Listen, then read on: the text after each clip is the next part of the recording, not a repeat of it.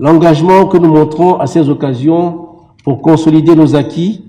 et débattre des défis auxquels notre sous-région est confrontée, au fin d'y trouver des solutions idoines, donne de notre organisation l'image d'un bloc solide, entièrement dédié à la promotion de valeurs sociales élevées comme la paix, la bonne gouvernance et la démocratie, la liberté de mouvement de nos concitoyens et le droit de résidence, la création d'une monnaie unique et l'expression de la solidarité régionale dans nos positions à l'international. Je voudrais, si vous le permettez, mesdames et messieurs, saisir cette occasion pour rendre un ultime hommage à celle que nous avons tous connue et appréciée, Son Excellence Madame Ellen Johnson Sirleaf, présidente de la République du Libéria.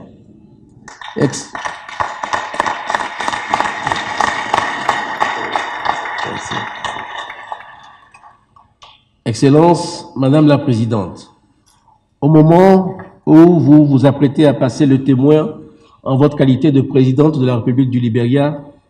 permettez-moi de vous adresser nos chaleureuses félicitations et de vous rendre un hommage mérité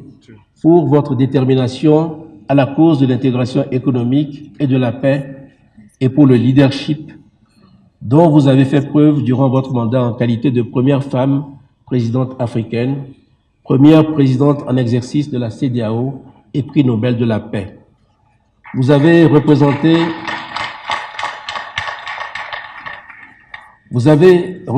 dignement l'Afrique de l'Ouest et affiché une force et un courage exceptionnels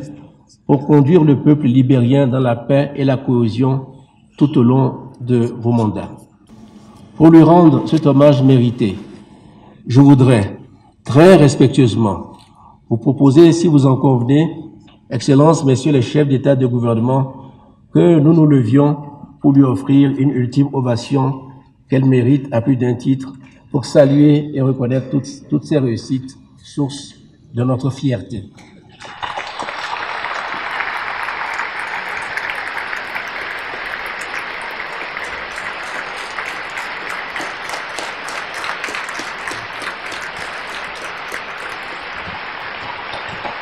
Je vous remercie. Mesdames et Messieurs les chefs d'État et de gouvernement, nous devons continuer à faire de la poursuite des actions de consolidation de la paix et de la sécurité régionale notre priorité en favorisant la mise en place de la force du G5 Sahel et en renforçant la lutte contre le terrorisme sous toutes ses formes qui peut être source de ralentissement de nos performances économiques. Le démarrage incessant des activités des postes de contrôle juxtaposés de Nouépé entre le Togo et le Ghana et de Sémé entre le Nigeria et le Bénin,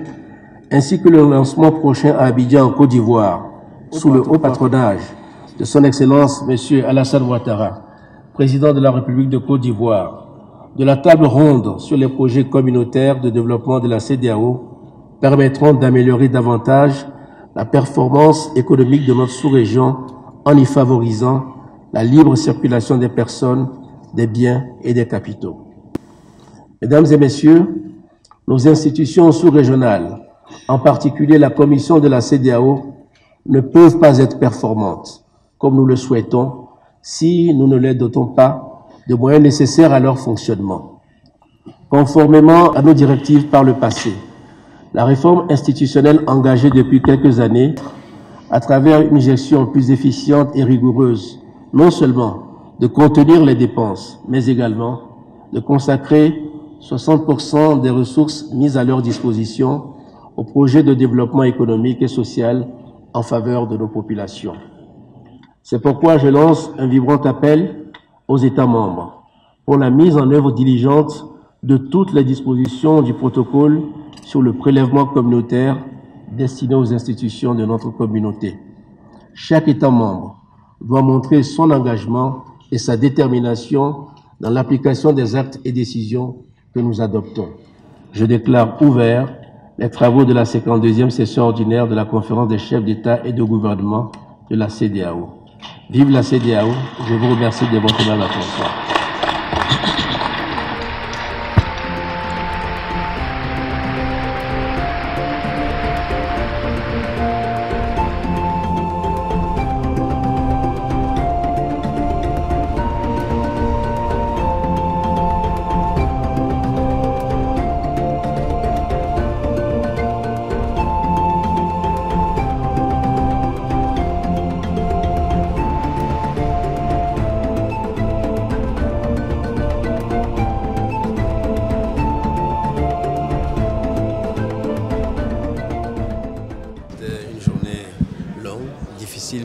assez riche,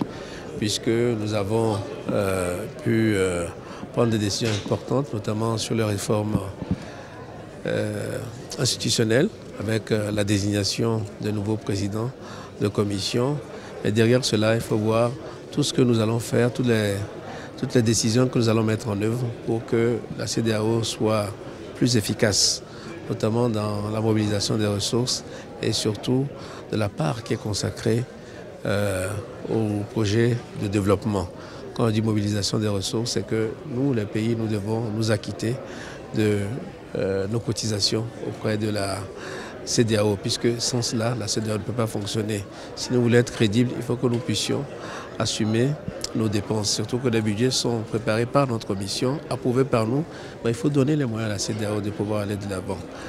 L'autre chose que je voudrais souligner, c'est que, quelle que soit la difficulté, nous parvenons toujours à un compromis.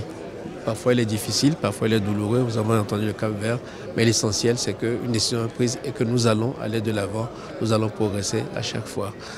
Pour les autres questions, je pense que la question marocaine, les études vont être approfondies, vont être complétées et la réflexion continue de se faire.